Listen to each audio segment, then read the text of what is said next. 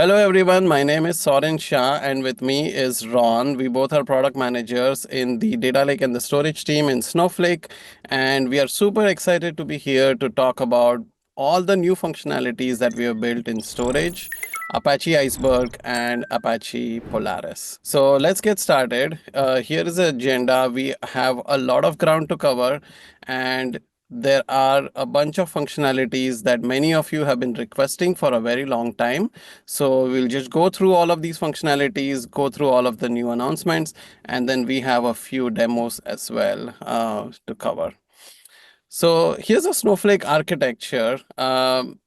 Snowflake, since it's launched in 2015, it has always provided a managed table format, a native table format, which is completely fully managed by Snowflake.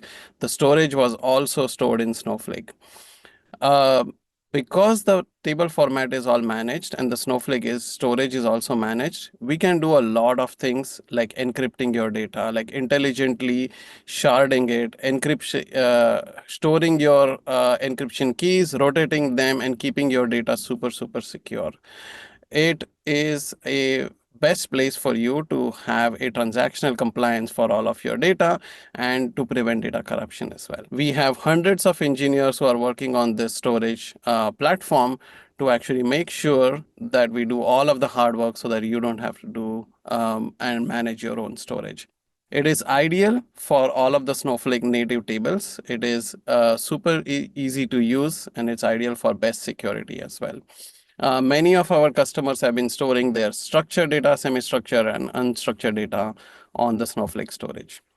Very recently, we started adding support for customer storage. And this is what many of the, especially larger customers like you, started asking about is they want flexibility and interoperability with many different tools. So they wanted data in open formats, and that's when Apache Iceberg and customer storage comes into picture. So let's dive deep into both of these storage formats and places to store data and see what new functionalities do we have to offer here.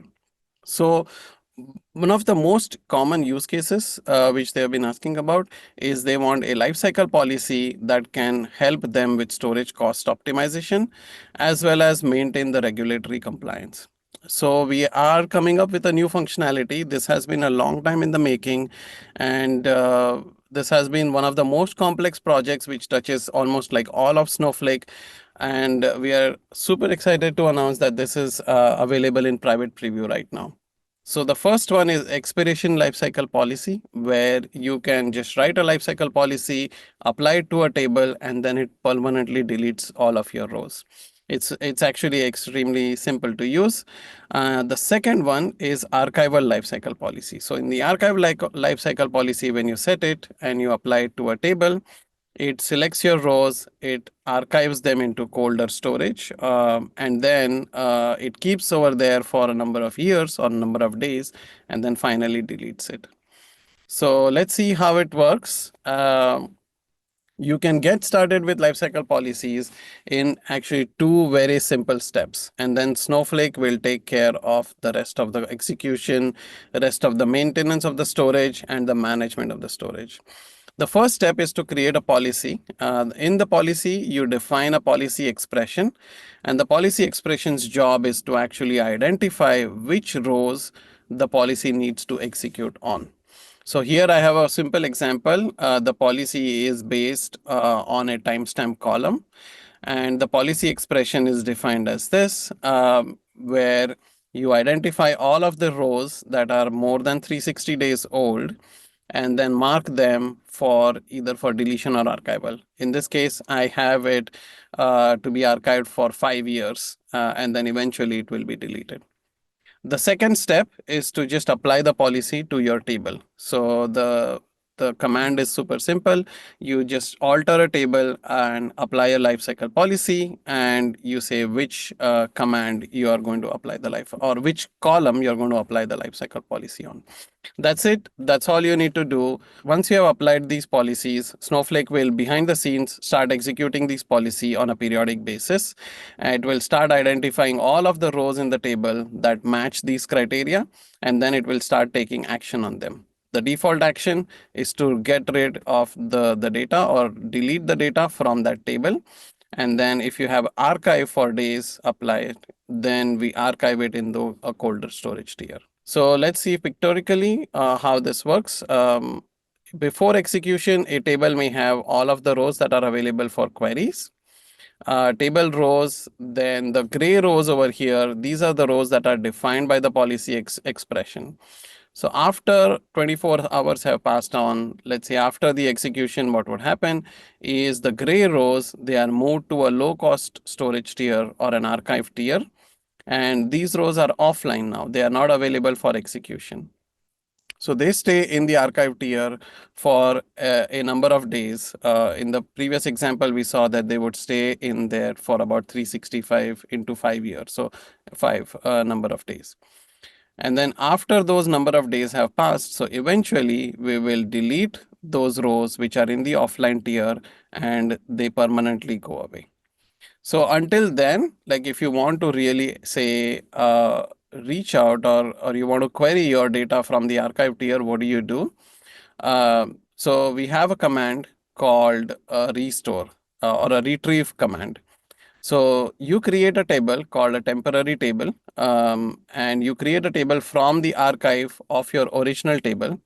And it's very important to provide a where condition that you want to create a table or you want to restore the data from the archive tier between a certain date and another date. So when you provide that expression, what we are going to do is we will look at your offline tier data, which is in the low cost storage. Then we will identify which micro partitions we need to restore based on your where expression.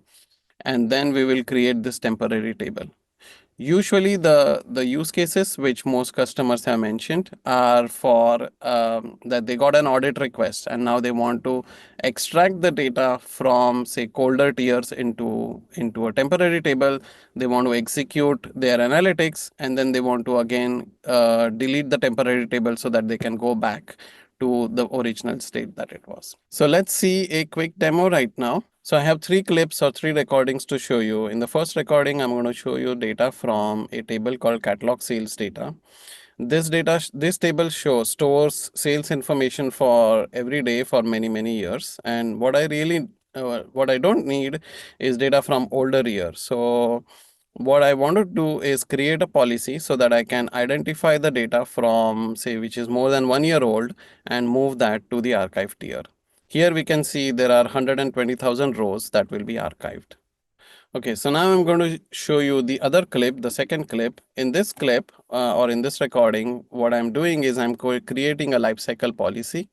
And in the lifecycle policy, I'm putting a policy expression to identify all of the rows that are older than 1 year and then archive them for 5 years. Now I'm applying the lifecycle policy to a table called the catalog sales data on the date column. And in the last video, I'm going to show you what happens after the policy has been executed. So this is the last clip. This one was recorded after many days after when the policy was executed. So here you will see a monitoring function or a history function of the policy execution. And in the history function, you will see that the policy has executed many times. And this is the interesting row where we see the 120,000 rows were actually archived from that table. Now, what if I want to restore some portion or some rows of that data? So I'm going to show you how you can write a create temporary table or a transient table to restore the data from archive between a particular date. So here now if we run account star on say the data between January 1st and January 15th, you will see that we have restored almost 1483 rows. So that was the demo. So where we showed you how to create lifecycle policies, apply to the table and see how the rows are archived and how to retrieve the rows from the archive also. Now in the next part of the presentation, I want to show you what's new with Apache Iceberg and open formats in customer storage. Earlier this summer, we launched Apache Polaris. Now, We launched it and we open sourced it and we donated the Polaris code to Apache Software Foundation. So now it's called Apache Polaris. Why did we donate it to Apache Software Foundation? One of the main reason was we wanted that to be a community effort. We wanted to position Polaris catalog as really a vendor neutral catalog with multiple different PMC members and multiple different communities rather than a Snowflake being effort. Apache Polaris is open source. You can self-host it and you can have your own version of Apache Polaris deployment, or you can use a Snowflake managed deployment for Apache Polaris. The Snowflake managed deployment of Polaris is called Open Catalog. In this build conference, we are super excited to announce that we are GAing the functionality for Apache Polaris. While it was public preview, many of our customers have been testing it out and running it in and doing POCs on it. They have been waiting to run production workloads on it, and now we are very happy to announce that now we can unblock these customers and they can start running production workloads. Ron is going to cover all of the other new functionalities that we are adding or that we are launching for Apache Iceberg. Thank you, Soren. Hi, everybody. My name is Ron Ortloff, and I'm a product manager here at Snowflake. I'm going to talk about what else is going on with Apache Iceberg at Snowflake. So to kick things off here, we're going to talk about data ingestion. So to kick that off, we've got Snowpipe streaming. Snowpipe streaming has long been a very popular feature with Snowflake, moving data into Snowflake storage, and we're super happy to announce now that you have the ability to use Snowpipe streaming to stream row sets directly into Apache Iceberg tables in Snowflake. This is now available for GA. We've also made a bunch of enhancements around different load modes for Snowpipe and copy. This is a big focus area for us, especially around the Parquet ingestion of data into Snowflake Iceberg tables. And then lastly in this space, we've made a big push on interoperating with other table formats. Our Delta Direct feature that we announced at Summit for private preview is now in public preview. This allows you to continuously ingest and convert Delta Lake data into our Iceberg family of capabilities. Delta Direct is now in public preview. Okay, let's take a look a little bit deeper into the different load modes that we have now for copy command as well as Snowpipe. So with these load modes for copy and Snowpipe, you have a couple different options now. And let's walk through a decision tree on how you can guide yourself to the best solution for your architecture. So if you're starting off and you're not using Parquet, perhaps you have CSV, JSON, XML, or any other file format besides Parquet, you have the capability to do the full ingest. If you do have Parquet, then you have some other choices. Do you need to transform this data? Are you ingesting or do you have access to Parquet files as part of, let's say, a bronze layer within your Medallion architecture? You want to transform that data while you move that into Snowflake Iceberg tables, and you want to transform it. Again, full ingest is going to be a good choice for this sort of solution. If you don't require transformations and you want to take control of that data directly into Iceberg, now you have a couple different choices depending on really where the control of the Parquet files land. If the files are under your base location, you will be able to do the add file by reference. This uses those files, those Parquet files in place, and generates the Iceberg metadata for you. If you do not have the Parquet files in your tables-based location, then you can use the add files by copy. And again, this makes a second copy of that Parquet files in the base location. And from that point forward, you have fully managed Iceberg tables. In either one of these scenarios, you are ingesting the Parquet data without using a Snowflake warehouse. So you're going to see extremely better performance in terms of the reduced latency to ingest the data, as well as the warehouse costs associated with doing that. So moving on now to the different integration capabilities we have coming for Apache Iceberg. So we've had auto refresh capabilities come out for Snowflake externally managed Iceberg tables. This has been received very, very well in preview, and we're happy to announce that this is available for general availability. This allows you to keep your externally managed Iceberg tables in sync between the catalog as well as Snowflake without having to do any other manual intervention around your refresh process. This works for both the Glue catalog integrations as well as the REST API catalog integrations. Speaking of REST API, we are also putting into GA the catalog integration for Iceberg REST. So this allows you to create Snowflake externally managed Iceberg tables that are pointing to an Iceberg REST API endpoint. And like I just mentioned, you also have the auto refresh capability here as well. S3 compatible storage is also going into GA. This allows you to create Snowflake externally managed Iceberg tables over an S3 compatible endpoint. We are also putting out our private preview for the integration with Fabric and OneLake. This allows you to create Snowflake managed Iceberg tables with the OneLake storage format underneath and allows you to then use that data within the Fabric ecosystem. This is really a great way to leverage Iceberg as a table format, build that data inside of Snowflake, and then leverage that both within Snowflake as well as extending that single copy of data in an interoperable fashion over the OneLake ecosystem. And then lastly, we're happy to announce that we have support for merge on read. Let's take a look at a demo of merge on read. Okay, I'm going to create an Iceberg table.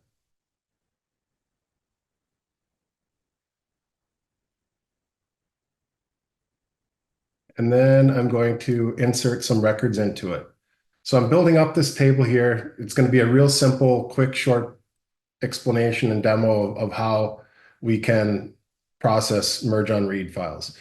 So I've inserted just 10 records here. Let's just do a quick verification that we've got 10 rows in the table. All is good. And then let's grab some file or some records to delete out of this table. So we'll take this guy here, this guy here, and we will see that gives us 2 rows. All right, let's put those same IDs into the delete statement.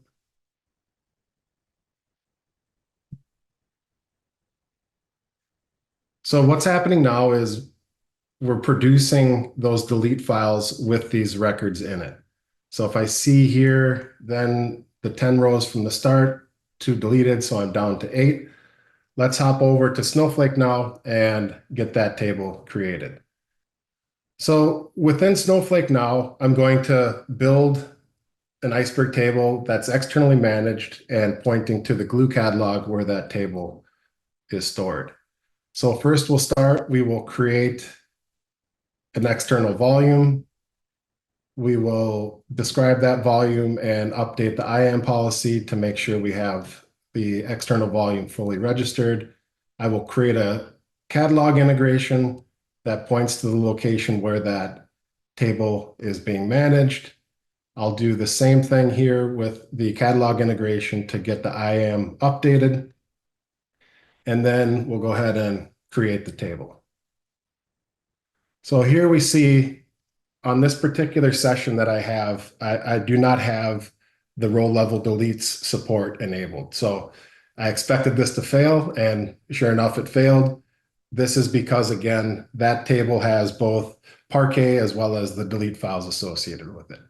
So if I hop over to this other session, this session does have the feature enabled, so I can reissue this create Iceberg table statement. And I see it successfully built, and then I should see that I have 8 rows here. Okay, this is all good and perfect. So the merge on read capability is working as expected. I'm seeing just the 8 rows that were there. So if we go back over here and take a look at another scenario, here I've got another table I want to build, and I want to demonstrate a little bit more of how the impacts on read operations can happen. So we will create this table, and then we will insert some records into it. So we see that this is running. So here we're going to insert a bunch of rows, over 100 million rows we're going to insert into this table. Okay, that's completed. Do a quick verification of the row count. See our 118 million records there. I'm going to run an optimize command here just to make sure I have the data put into the proper format. And I'll explain a little bit more on this later on in the demo. Now I'm going to go ahead and delete records out of this table.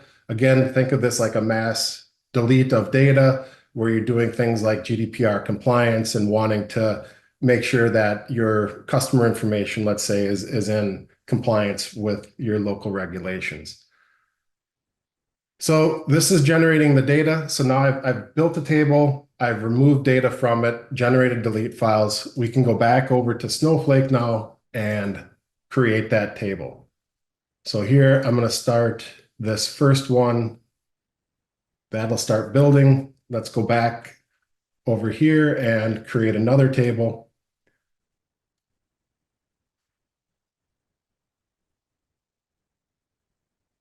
And then insert the same amount of data into that. So what I want to do in this scenario then is build the same data, initially start with the same data. I then am going to delete the same amount of records out of that table, but in this case, I'm actually going to optimize this after. So now I have two tables that basically have the same row counts, and then we'll take a look at how the performance of those tables stands up.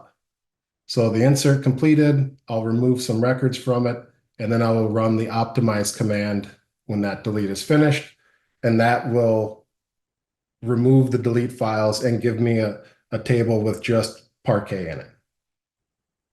So again, we've got fast DML operations, and we can use table maintenance capabilities then to also give you good read performance. Okay, so that table was built. We can go back to Snowflake. Okay, so this table is built now against the table with delete files in it. For the sake of demo purposes, we'll cut to this. It usually takes about 2 minutes for a scenario like this. And then we'll build the second table, which had all of the delete files compacted out of it. So we have one that's optimized, as in the name here, and then another one that has not been optimized. So we can verify row counts of the two. This is a quick metadata operation. So count there, and then the count there is matching. Good. So we've got two tables, same row counts, just the physical structures underneath them are different. All right, so here I want to issue a CTAS, query create table as select, from that optimized table. And I'm using a CTAS because I want to do a full scan of that data set. So let's save off the query plan there. And then let's do another CTAS operation, but this time we're doing it against the table that was not optimized. So we'll let this one finish up, and then we will take a look at these two query plans side by side. Okay. So you'll see here with this operation, I'm scanning the full 5 gigs of data that's in the table. That includes Parquet plus delete files. So that read operation is basically that expensive. If I take a look at the compacted table, again, this had the delete files removed from it and the Parquet files rewritten. You'll see here that I've scanned a substantially less amount of data. So running these in isolation may have similar runtimes, but the amount of overhead of that scan operations will limit the overall throughput of your system. Okay, moving on, let's take a look at what's been going on in the data transformation space with Iceberg tables and Snowflake. So we have a great lineup of features that have been released here in the transformation space. Dynamic tables have been a hugely popular feature with Snowflake. and we're super happy to announce that this is now available for GA with Iceberg tables. So you have a couple different options here with dynamic Iceberg tables. You can create a dynamic Iceberg table that obviously writes out in Iceberg format, but you can write that out in either the Iceberg format or the Snowflake storage format. So you can read data that is both Snowflake managed Iceberg tables and output Iceberg tables, or you can output to the Snowflake storage format if you would like. We have now extended more of our Snowpark integration with Iceberg tables with the save as table method. If you're leveraging Snowpark for bronze, silver, even building of a gold layer, this is a great capability for you to help leverage Snowpark within your medallion style architecture. And that is available for GA as well. We have cloning now for Iceberg tables going into public preview format. Cloning has been a very, very popular feature for Snowflake since its inception. Cloning is very good for those scenarios where you need to do mass data modifications or you want to make copies of zero copy clones of data for your dev test kind of lower environments. So those capabilities are now available for Snowflake managed Iceberg tables in public preview. And then lastly, we are now putting out into private preview the ability for you to create dynamic Iceberg tables off of externally managed Iceberg tables. And again, thinking of how this fits into a medallion style architecture, if you're building pipelines off of an existing Iceberg data lake, you can use dynamic Iceberg tables over that Iceberg data lake where the data may be generated by another tool, another catalog, and you can start building those silver, gold style layers within Snowflake using that Iceberg table format to keep the data in an open table format. And then lastly, we'll talk about a couple collaboration capabilities we have coming in the Iceberg table space. So replication has been a fantastic feature for Snowflake, and now we're happy to announce that that's available for Snowflake managed Iceberg tables as well. With replication capabilities here, we can also then start working with our listing and auto fulfillment capabilities. This will allow you to automatically replicate your Iceberg tables across regions and clouds and bring it to the marketplace for use by your consumers. So with that, to wrap up, key takeaways. Soren covered a lot of the great capabilities we have around coming to market around lifecycle policies, how you can optimize costs and compliance. We also discussed about Polaris and the Snowflake Open Catalog coming to general availability. We have a whole slew of things that are coming in the streaming ingest space, as well as the different mechanisms for ingest and the different load modes for you to take advantage of existing Parquet data sets. And then a lot of dynamic tables and additional transformation capabilities coming, bunch of ecosystem integrations as well. And then replication, listing and auto fulfillment, and giving you the checkbox on BCDR as well as collaboration. And with that, thank you very much for your time.